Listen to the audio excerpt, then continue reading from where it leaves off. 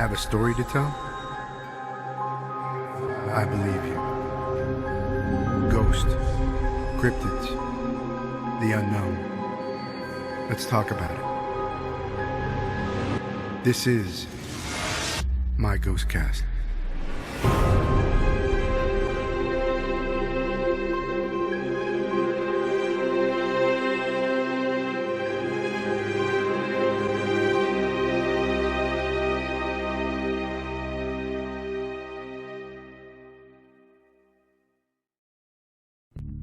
Hey guys, welcome to the next episode of my GhostCast.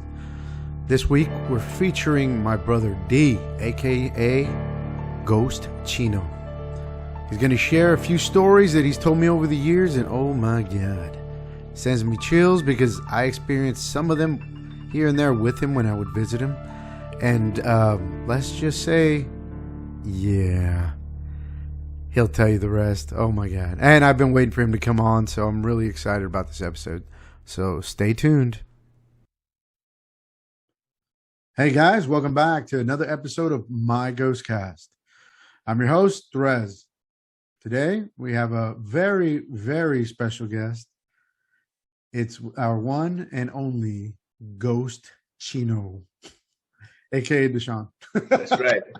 Ghost-Chino. Ghost-Chino. Finally back on the show as a guest this time. Yeah, finally got him on here, man. Beans. Took what, 3 years to get you out here? Like, dang. Whatever, man. Whatever. I tell you what, though, my mom's gonna love this episode. Mom loves everything you're on. So I don't know, man. She's gonna be scared. She's not gonna be able to sleep after this. She'll just be staring at you. Yeah. He's so cute, mijo. Look at him. Yeah. He's so handsome. You know. Look at that cochino. Oh, he's so cochino. Look at him. You never know, man. Even Celeste thinking about coming out here too. What? Oh, yeah. Talking about his man, I can't remember what those Filipino spirits are called. Magway or whatever. Oh, Ewok. I think the Ewok. Yeah, Ewok. Yes, right. Yeah, for sure. Leader's walking out here is going to tell us something. I don't know say that about the Filipinos. All right. So, again, Dushaun. This is Dushaun. So, tell us about yourself, man. For those of you who don't know, I'm like, man, I can tell his story, but man, I would love him to tell his own story. All right. Tell the audience a little bit about you. My name is Dushaun. Chinese Vietnamese heritage. My dad was what you would consider, I think the closest English word for it would be like a shaman. So he practiced in feng shui, divination, geomancy, evoking spirits, exorcisms, healing, protection, all sorts of stuff. So he dabbled in quite a lot of things. And so I was kind of born into the world of the supernatural, with no choice. I had no choice. I was just forced into that world. So that's kind of my origin story, I guess you would say. I really didn't start to learn a lot about the supernatural type aspects until a little bit later in my life. They tried to isolate me from all that as best as they could. I was raised as a Buddhist with Buddhist teachings and things like that, Buddhist education, philosophy, but I wasn't really shown the aspects of magic and geomancy and all that stuff until probably middle school. So nice. Well, one of the things is a really important question. It doesn't get asked often. It always does. How do we know each other? Man, that's an interesting story by itself. And you and I can make several episodes on just that. I know, dude. We gotta make that as for the next podcast. Yeah, exactly. No, I mean, you and I we're brothers from many lifetimes past. So agreed.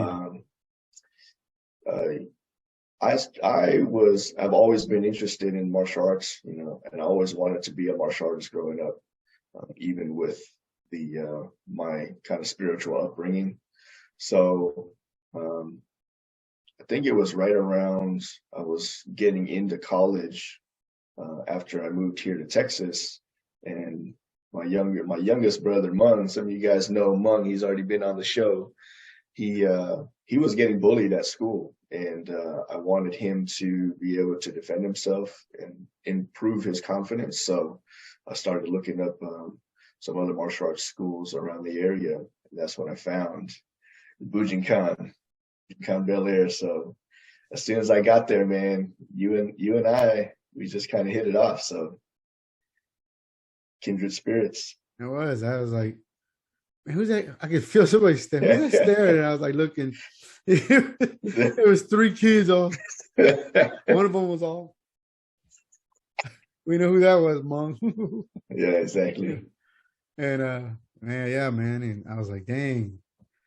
I had a really kindred, I guess is the right word, feel to Dushaun. Dushaun's like, man, he had that same angry, sad look in his eye. It's the smell. It was it's like the smell. It's the smell.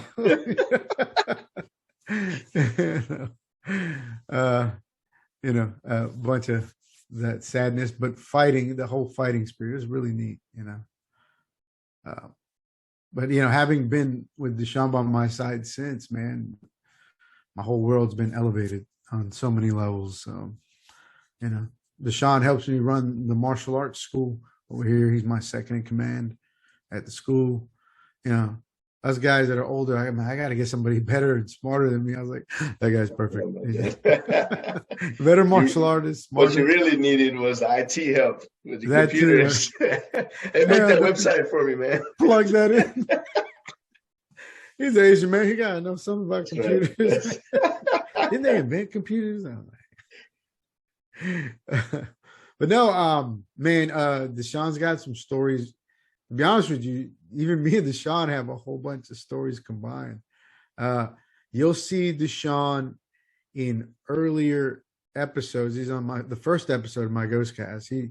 He was there to help me get this whole thing started. He's been in the background here and there helping with that. He's also on season 2 on a couple of these episodes, so you'll see him on there. Pretty cool. So anything else, D? I'm just here to talk smack, man. That's all I'm here for. That's what I brought y'all for. All right, guys, we'll be right back and we'll get started with the first story.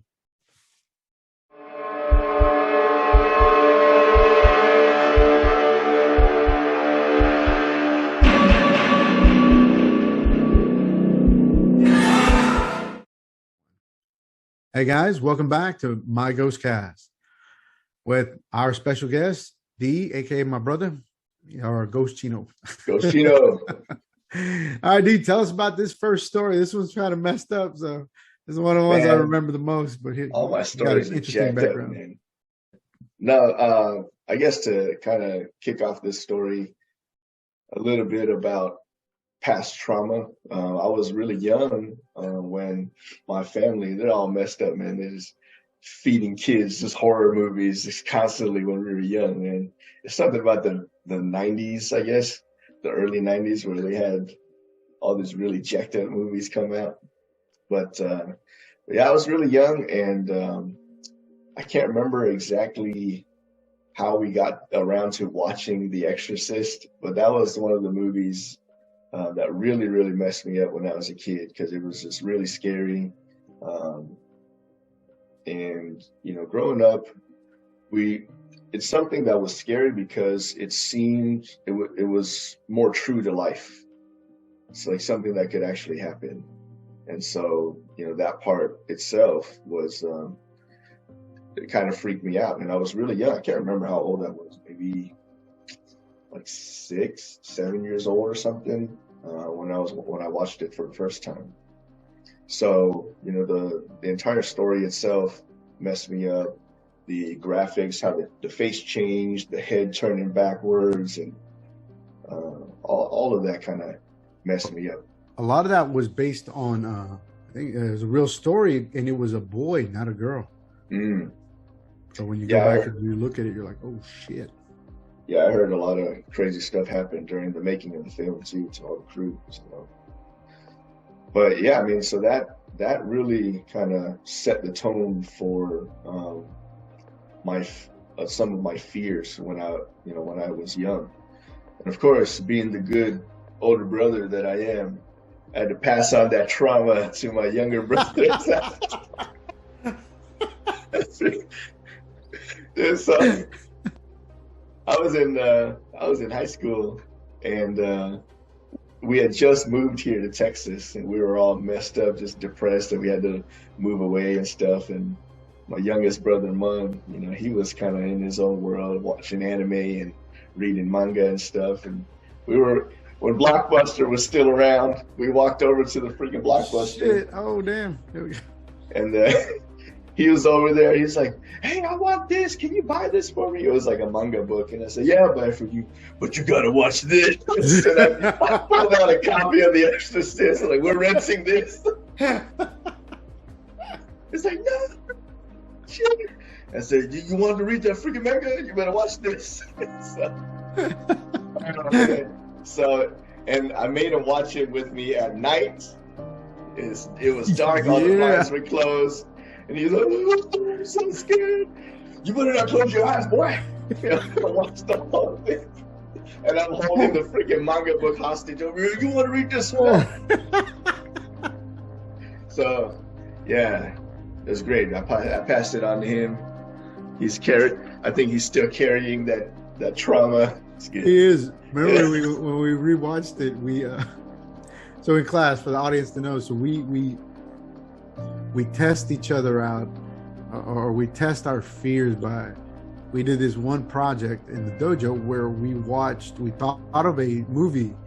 Think about a movie that scared us as a kid, and when you're working on your fears, everybody had to pick something, and Monk picked The Exorcist. Yep. And it messed him up again so bad. I didn't know that you had did that either. I didn't know either. I don't know. To this day, actually, I probably should ask him, but I don't know if it still affects him. It probably does. He said it doesn't as much anymore. And he was able to sit through it again and try to rewatch it. I don't know if he's lying to my ass, but we'll take it when he comes for the holiday. He's making it up, man. He's putting on a strong face. Yeah. But yeah, so that's kind of the backdrop for this first story that I'm going to share for the podcast. Because so growing up, I had a lot of different experiences, and a lot of the knowledge was being transferred to me from my dad. But I wasn't heavily into it. I can't say that. I at one point I did get pretty heavy into some of the stuff, but there were specific things that he would teach me only, and he kept some of the stuff to himself, and so that it wouldn't get in the way of my spiritual development, because some of the stuff that you want to dabble in will get in the way. So most of what he was showing me in terms of like the magical aspects were protection spells and fighting spells, actual fight spirits and stuff like that. So attack spells, fire spells, and things like that. So when we get to the setting of this story, I had already had a lot of experience. I wouldn't say a lot, but I had a fair amount of experience fighting in the spiritual realm. So I got kind of accustomed to it, and my usual response, because what happens is when I'm awake and I'm practicing a lot, I use a lot of protection spells, my spirit, I try to elevate my energy levels and my spirit levels so I don't get attacked while I'm awake. So a lot of times what happens is they attack me as I fall asleep. So I'm kind of drifting between sleep and dream world and that's when the spiritual attacks come, or I experience certain things. So a lot of times I got so used to it. A lot of times my response was I would be sleeping and wake up and some crazy stuff's happening. I was like, fuck you, man. I'm going back to sleep. I got tired. That's so you too. Yeah. So that's this story. It links kind of back to my trauma, my fear of The Exorcist, because it kind of resembles what happened in the movie. So I was sleeping. At this point, I'd come out of the military, and I was kind of staying at my mom's place temporarily, back and forth between her house and somewhere else. And I was sleeping in my room. It was super early, maybe, I don't know, 6 in the morning, 7 in the morning.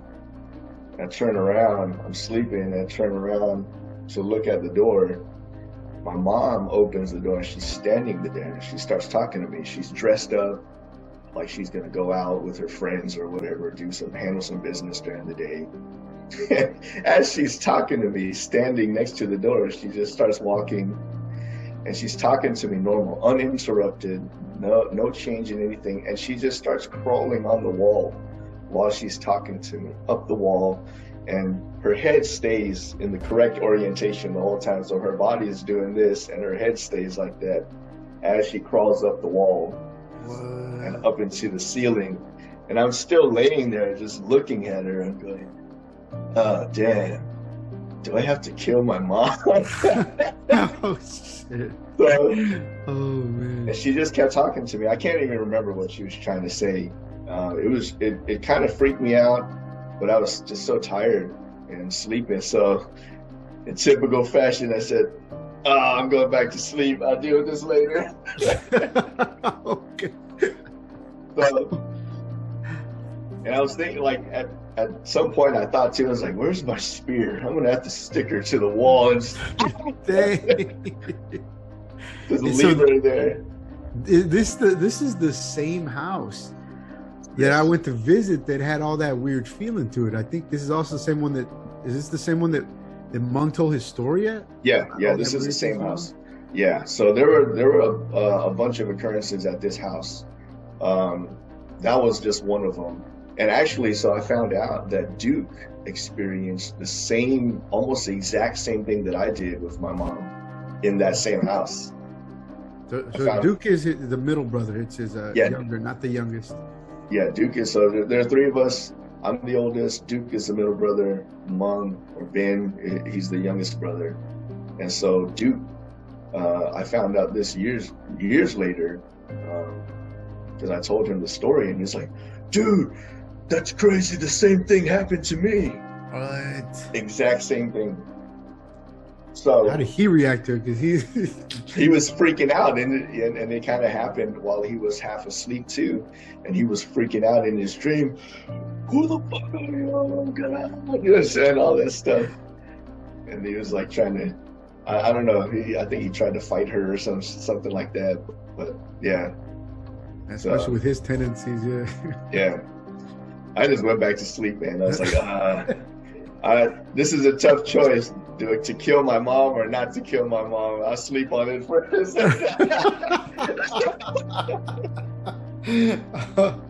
Oh my God, dude.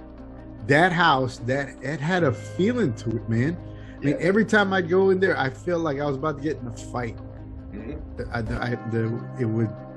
Temperature would change when I walked in. The hairs on my body would stand up, and all of a sudden, my spine would erect. I'm like, okay, this feels like I'm going into battle. And it was almost every time I walked in that house. Yeah. Yeah, I mean, that house, as soon as you walk in the front door, you see all the way into the living room is actually kind of in the back of the house.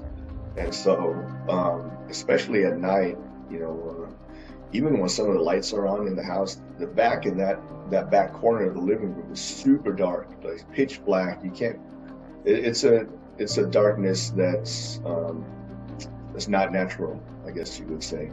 So it's literally peering into the darkness and not seeing anything. I experienced a couple of things similar to that darkness, man, and unless you're actually paying attention, which I believe most people are not, is all, like I I had a story from last season that I told was about me and Josh being in that haunted apartment. And I should have known, because this thing has big windows, and all of a sudden I can't see my hands in front of me in the dark. And I'm like, that doesn't make sense. How do you... I should have taken a hint to what happened at next, and it was just pitch black that I couldn't see my hands. That's never been that way in that place. So, but yeah, your mom's house, dude. Holy crap, dude. Yeah. Yeah, there were several things happened there. The experience that Mung had, you guys can watch that video. Go back and watch that episode. Yes. So really? that happened in that house. My mom had some experiences in that house too, where, and of course she's like, no, there's no such thing, son. I meditate all the time. I know when there's spirits. Like, you are the demon, Mom. You're lucky I haven't slain you yet. But she was sleeping on like a freaking king size bed, right? And then for some reason she gets thrown off the bed in the middle of her sleep, and she cracks the side of her face on her nightstand. What? And then they're in the master bathroom. Her shower curtains, the hooks are facing up like this, and the rod somebody's got to lift that rod up and to be able to throw it onto the floor. But on several occasions, that shit was on the floor. She would walk in, who's doing this to my shower curtains? You didn't believe me, So, and then another one where she got freaked out. I think she was trying to sleep, and then she saw like a man, like a dark shadowy figure of a man standing in her window staring at her. She's all freaking out, calling for me because she thought I could help, but I wasn't there. That was when she was that guy Chris, right? Yeah. No. I don't think they were together anymore at that house. Oh, okay. Yeah, it was a different house. Could have been one of her exes stalking her in the window. Yeah, didn't one of those dudes get thrown off of the couch as well? And that dude didn't want to go back there no more? Yeah, he was. That's that same house. Oh shit, that is the same one. He was sleeping on the couch in that dark corner of the living room, and it threw him off the freaking couch. I was like, dang. Yeah. Now that's messed up, man. So what do you think all that is derived from, or where is it coming from? Is it something following your family, or your mom, or the house itself? Honestly, I think that one in particular was mostly because of the house. But it is true that the stuff follows my mom everywhere. She's led a lifestyle that would attract a lot of negative spiritual entities. They follow her a lot, so she's always running into different things and stuff. But in this case, I think it was more of the house for sure. Wow. There's like a friggin' portal or something in the back of that freaking living room. So it's dark, man. Even in some places, maybe I shouldn't say this on the camera because Lita's gonna watch it. But that's true, man. There are some times at her parents' house. There are some areas of the house where I'm standing. For instance, in the kitchen, if my back is away, or like I'm facing the sink, which is up against the wall. I feel like there's something there, and then everything just gets really, really dark, even during the day. So, wow, that's pretty messed up, man. Yeah. Now we had to go test that out now. I know, right? You come in with a thermal. I was in my head. I'm like, "Don't test me, man. Don't test me. I'll kill you." It's funny, but Lita did tell me a little bit of stuff that would happen at that house that y'all going to. Yeah. About a little figure that would move around. Mm-hmm. Yeah, so I guess be looking out for that little figure. I fucking told you, man. You had the sticky glue that with that sticky paper. Yeah, mouse traps everywhere. Well, cool. That was the first story. I thought it was pretty cool, and thanks so much for sharing that. We got one other story. This one I was kind of connected to it as well, you know. But real quick on that last story. So if you follow the episode with Mung, they called me out on a couple of times to come out there, and the phone kept hanging up and all kinds of stuff when that thing happened with Mung. Whatever rushed over the top of his head, you know. Yeah. Pretty jacked. So, but yeah. Now Dee's got another story for you guys. Hold on, we'll be right back.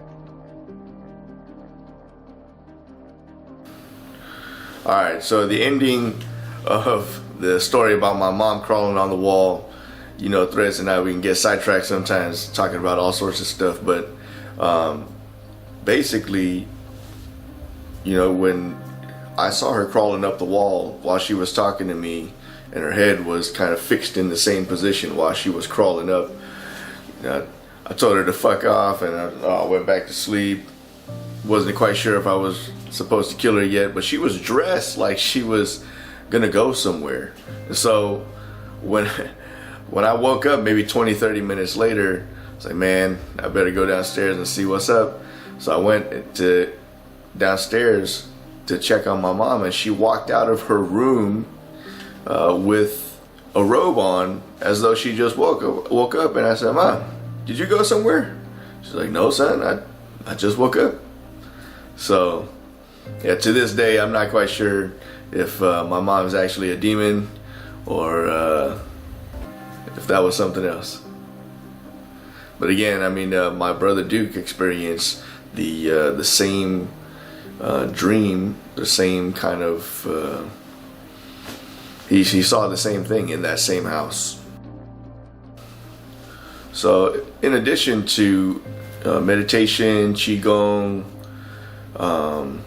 yoga, and you know, becoming more religious and praying, asking a higher power for assistance, so one of the best things you can do to try to protect yourself or defend yourself against spiritual attacks and things like that is to actually work on yourself. I think the spiritual entities, the negative beings, they attach to our negative emotions and our trauma. So, for instance, you know, anxiety, anger, sadness, depression, all of those different emotions that we carry, and past traumas that are unresolved that we carry within ourselves, are something that's very easily latched onto, and something that they can take advantage of. So the best thing to do is to work through that, improve yourself, and you know, it creates a strong mental and spiritual barrier against attacks.